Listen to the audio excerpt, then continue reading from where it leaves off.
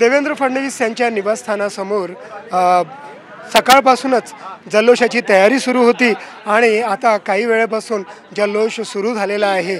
फटाके फोडणे असेल किंवा मिठायांचं वाटप करणं असेल आणि म्हणजे ढोलक असेल किंवा ह्या सगळ्यांच्या तालावरती आणि नृत्य करणे हे सगळं सुरू आहे। वेगवेगळ्या ठिकाणातून शहरातून बाहेरून कार्यकर्ते येत आहेत आणि कार्यकर्ते आपण पाहू शकता आपल्या जय्यत तयारीनिशी येत आहेत।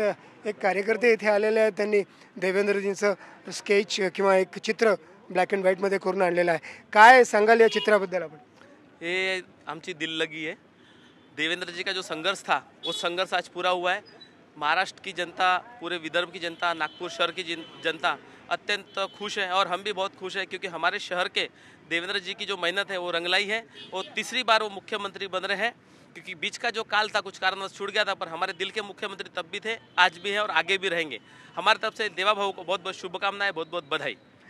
इथे फुकेताई सुद्धा आहेत। आपण मला सांगा की ज्या पद्धतीनं हे जे काही घडलेलं आहे आणि कार्यकर्त्यांना खूप अपेक्षा होत्या, आज जो कार्यकर्त्यांचा मूड आहे कसा व्यक्त कराल?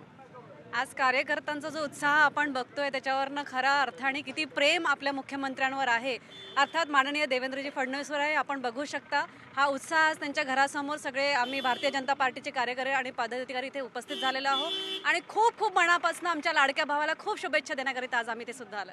आपण काय?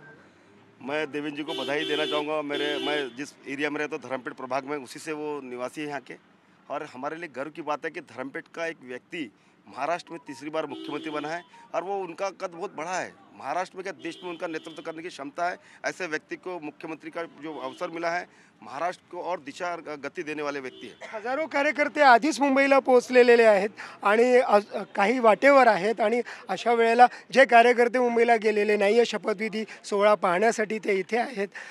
उद्याचा काय प्लॅन आहे? दादा, आजपासून जो आम्ही जल्लोष सुरू केला, आम्ही तिथे जे गेलेले आहे ते ठीक आहे, पण इथे आमचे अजून खाली जे मी प्रभाग 13 संयोजक आहे, तर आमच्या खालीचे जे कार्यकर्ते त्यांच्यासोबत तर कोणी राहायला पाहिजे जल्लोष करायला, तर म्हणून आम्ही इथे थांबलेलो आहे। आणि हा असाच जल्लोष 2 दिवस कंटिन्यू सतत राहील आणि खूप मोठ्या प्रमाणात राहील, कारण की देवेंद्रजी दुसऱ्यांदा तिसऱ्यांदा जे म्हणताय मुख्यमंत्री बनणं नागपूर आणि आपल्या कार्यकर्त्यांमधनं बनणं ही खूप मोठी गोष्ट कार्यकर्त्यांसाठी आहे। तर NDTV मराठीसाठी व्हिडिओ जर्नलिस्ट विनय शुक्लासोबत संजय तिवारी, नागपूर।